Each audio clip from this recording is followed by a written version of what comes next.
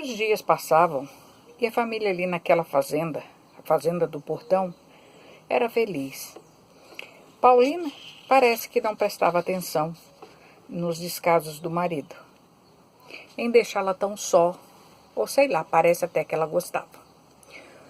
Ou ela sentia, sabia, mas fazia de conta que não percebia nada, fazia papel de trouxa, mas no fundo ela era muito sábia. Ela era feliz, era querida pelos vizinhos. O pai dela sempre ensinava as pessoas dali a ler e escrever. E as moças e as crianças, Paulina ensinava a costurar, a remendar. Isso quando o pai dela estava em casa, porque quando ele saía e tinha que ir para o arraial, era Paulina quem ensinava os meninos e as meninas. Depois da leitura, ela ensinava a costurar, a fazer algum ponto de tricô com barbantes, nas agulhas feitas de bambus por ela mesma. Paulina fazia bordados lindos nos enxovais das noivas, ali da redondeza. E aí ela sempre ganhava um dinheirinho e com isso ela ajudava o marido no que estava ao seu alcance. Sempre havia um terço nas casas das pessoas e nas capelas. Lá no Carrijo, eles se reuniam para pedir a chuva em tempo de seca. E assim, Paulina e as amigas faziam prendas para o leilão. Tudo era vendido bem baratinho, porque o povo era pobre. Era todo o dinheiro para a manutenção daquela capela. Era para cobrir a despesa da festinha, das bandeirinhas de papel de seda coloridos, das flores de papéis crepons, para pagar os roçadores e os capinadores que arrumavam o local para receber os devotos. Porque, antes das festas, as capelinhas ficavam perdidas no meio do mato. Paulina sempre fazia doces, muito gostosos, e sempre a dona Araci, a patroa, arrematava todas as prendas. Ela e o marido depois distribuía tudo com os pobres festeiros que organizavam a festa, o terço e o leilão. Dona Araci incentivava isso para que o costume dos colonos não se perdesse, o jeito da escravidão, de seus ancestrais, o que eles trouxeram da África. Dona Araci gostava da cultura dos ancestrais dos seus empregados. Era uma festa bonita de se ver, de participar. A festa do mês de agosto, em homenagem à Nossa Senhora da Glória, Paulina sempre apanhava uma penca de laranjas Bahia com 6, 7 laranjas. Ela apanhava o galho com muito cuidado. Tirava o miolo de cada laranja cortando em cruz as cascas. Isso sem apanhar a laranja daquele galho. Depois ela descascava as laranjas devagarzinho, bem lavradinhas com canivete. Só aí ela tirava o recheio. Ficava uma bela penca de casca. Ela colocava essa penca de casca no molho por 3 dias, trocando a água de manhã e à noite. E o amargo desaparecia. Só ficava o gosto suave e cítrico da laranja. Fazia uma calda de açúcar e quando fervia ela colocava ali a penca de cascas de laranjas. Depois de apurado o açúcar, ela tirava o doce de cascas.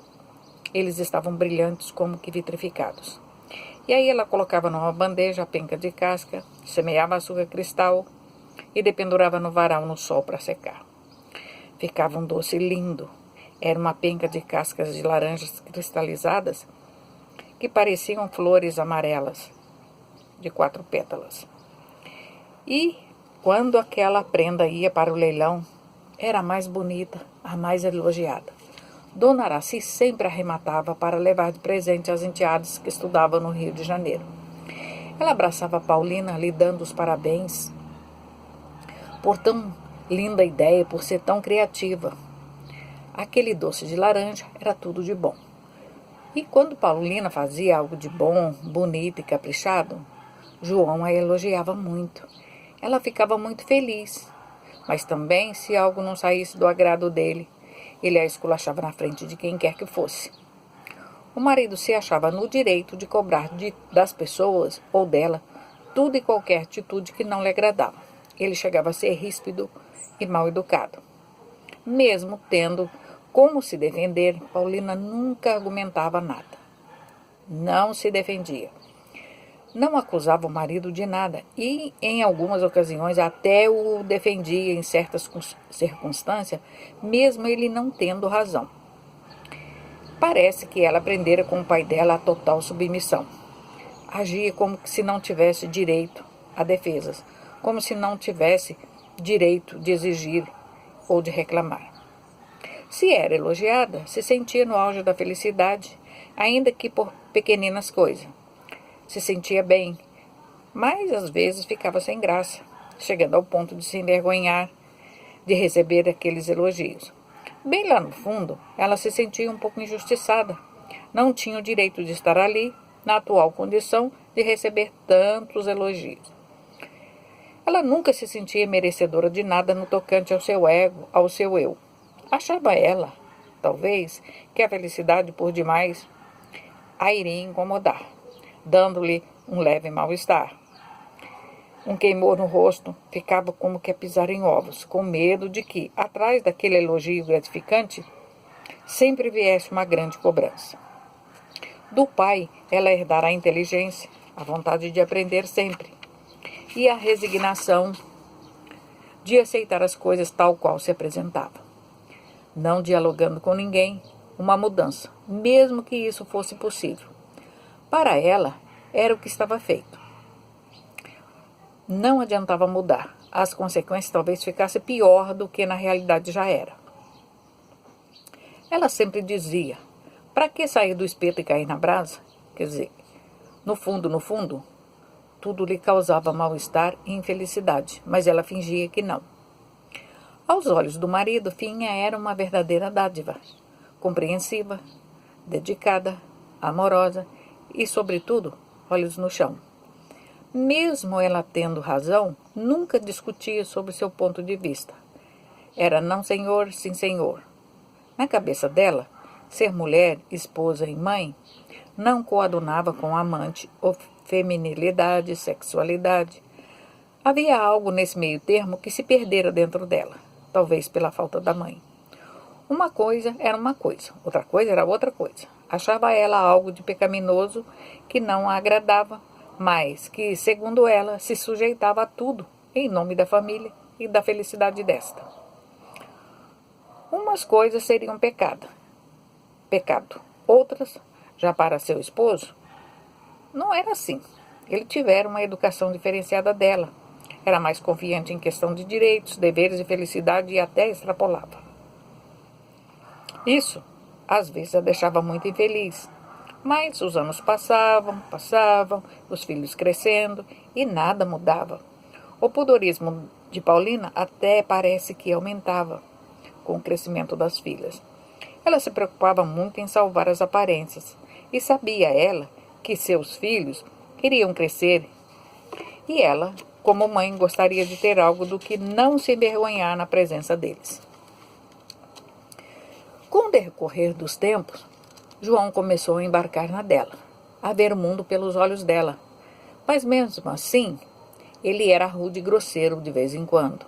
Se irritava por algo que lhe fugia o controle, ele xingava palavrões, nomes feios, invocava o diabo, mandava qualquer pessoa ir à puta que pariu, fosse quem fosse. Isso causava no seu sogro Bastião Malaquia um pouco de medo e receio. Finha não ligava muito para tais atitudes. Aprendera a conviver com aquilo. Fazia de conta que não estava nem ali, dando a ele, João, a liberdade de extravasar sua raiva e implicância. Ela o achava um pouco doido, mas não se queixava de nada. Ela sabia que ele tinha um problema, talvez fosse mesmo bipolar. O tempo corria e com ele as crianças cresciam, vendo e aprendendo dos pais tudo que eles viviam ali no dia a dia. Não conviviam com outras pessoas, eram só os pais, o avô e os irmãos entre si. Era um grande conflito na cabeça das criancinhas maiores. A mãe, super religiosa, devota de Nossa Senhora, Rezava o terço junto com o avô todas as tardes, as Ave-Marias. Guardavam os preceitos da quaresma, iam à missa nas festas e feriado. Mas o pai da família, com tão indigesto palavreados, a mãe ensinava aos filhos que tudo era pecado. Já o pai não tinha papas na língua. Mesmo assim, ele ia à igreja com ela, para acompanhá-la. Não sei até hoje por quê. Levavam os filhos para rezar e aprender a temência de Deus e a submissão aos santos, tal qual era a mãe. E isso foi muito bom, muito pesou na educação dos filhos. Foi uma carga positiva que os filhos levaram para suas vidas no futuro. E como era bonita Paulina quando se arrumava aos domingos para ir à missa. Seu sorriso se iluminava com aquela pequenina faixa dourada de ouro num de seus dentes caninos. Tinha um quê de cigana nos trajes e naquele sorriso encantador. Nas orelhas um par de brincos de argolas de ouro, os cabelos compridos, presos por uma grossa trança a voltear-lhe a cabeça. A tez do rosto era trigueiro, nem branco, nem escuro, amorenado, cor de jambo, mais para pardacento. Meio amarelo, típico mesmo de cigana. O vestido rodado, nem curto, nem comprido, o suficiente para deixar à mostra aquele par de pernas de fazer inveja até uma Miss Brasil. Era sem manchas, sem veias, sem varizes.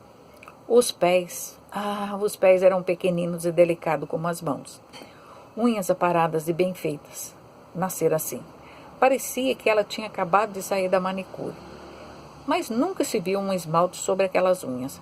Mas mesmo assim, ao natural, eram lindas, ambas, a dos pés e a das mãos. Se pintadas fossem, talvez não seriam tão belas. Nunca Paulina tivera cabelos curtos, ainda mais agora que o marido exigia que fossem compridos. Eram fios grossos e pesados em abundância, castanhos bem escuros, quase negros. Quando soltos, parecia uma crina de uma égua de raça. E o marido gostava de vê-los soltos, para poder elogiá-la. Mas aqueles cabelos rebeldes nunca aceitava um penteado mais rebuscado. Era uma mulher de canela fina, de mulher trabalhadeira. João adorava ver aqueles pezinhos, 33, terminando aquelas belas pernas de uma mulher de raça, que não enjeita a carga por mais pesada que fosse. Parece que o marido sempre atestava para isso. Quando o marido a forçava a um dengo, um carinho, ela até aceitava de bom grado. Ele gostava de sentá-la em seu colo e, meio que displicentemente, ele levava a mão, num gesto mais afoito, acariciando suas pernas. Ela levantava e saía. E, um pouco ruborizada de vergonha, ela sabia que as crianças estavam por ali por perto. Os maiorzinhos estavam vendo aquilo, e ela não se sentia bem com tal atitude do companheiro. Muitas vezes, ela se levantava ou tentava sair, ele a segurava com força no colo. Ela faltava pouco para chorar, mas com o passar dos anos, ela aprendeu a ser mais esperta. Quando ela era obrigada a sentar no colo dele, forçada, ela ficava esperta. Antes dele começar com as gracinhas, ela dava um pulo e fugia dele, chegava a correr e se esconder.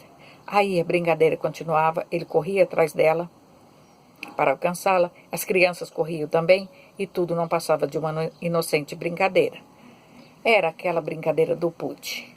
As crianças gostavam de brincar assim, em dias de chuva. A casa, sede da fazenda, era muito grande, tinham inúmeros cômodos. E aos domingos à tarde, tanto pais como filhos brincavam de pude. Um se escondia e cada um ficava escondido em silêncio, esperando serem encontrados por aquele que ficava com os olhos tapados e de costa na cozinha atrás da porta. O último a ser achado seria o próximo que iria procurar os outros. Eles se divertiam demais com essa brincadeira do pude. Outra coisa que eles gostavam muito de fazer era, aos domingos depois do almoço, ir à floresta que tinha perto da casa. Ainda tem até hoje.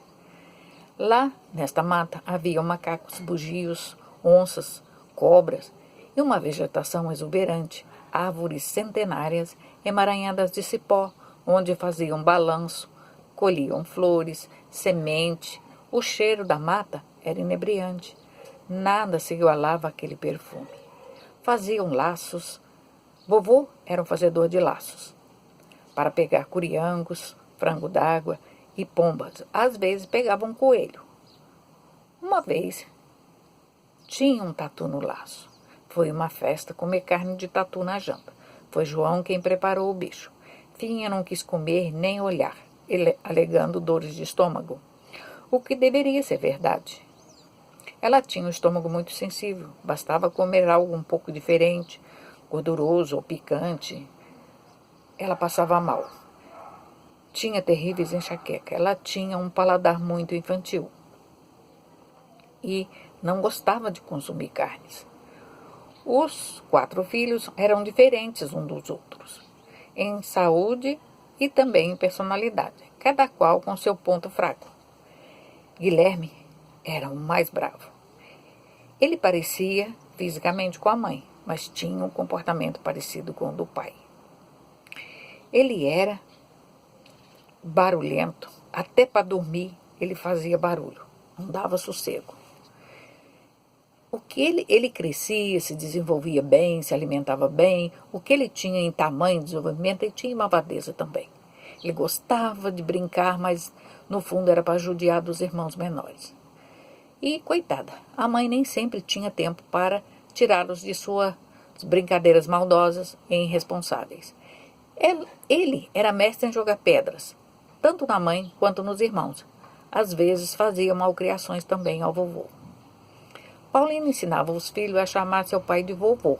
Mesmo ela, quando se dirigia ao pai para perguntar algo, na presença dos filhos, ela o chamava de vovô, para que os filhos aprendessem a chamá-lo assim e a respeitá-lo como pessoa mais velha.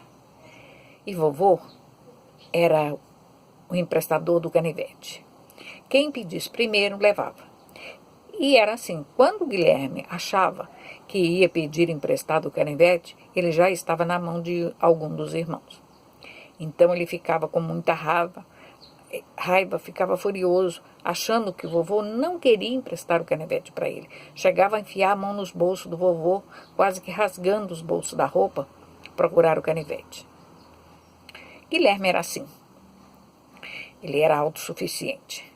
As brincadeiras estúpidas. Ele subia nas árvores e até onde parecia que era impossível. Era como um macaquinho. Suas brincadeiras eram um pouco estúpidas. Suas casinhas eram em cima das árvores, onde os menores não podiam ir. Ele parecia ser muito egoísta.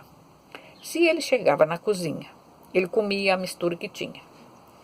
Paulina sempre partia um ovo para 2 filhos. Guilherme não admitia isso. Quantas vezes ele avançava para poder catar a outra metade no prato do irmão que fora dividido com ele. O prato do vovô, às vezes, era guardado do lado do fogão, à espera dele, porque estava trabalhando na horta. Guilherme tinha a cara de pau de ir até lá destampar, e às vezes ele pegava a mistura que tinha. Vovô nunca reclamou de nada, ele nem contava a Finha. Ela não viu o filho fazer isso, aquilo, porque ela estava na máquina de costura a trabalhar para ajudar o marido. Mas eu via.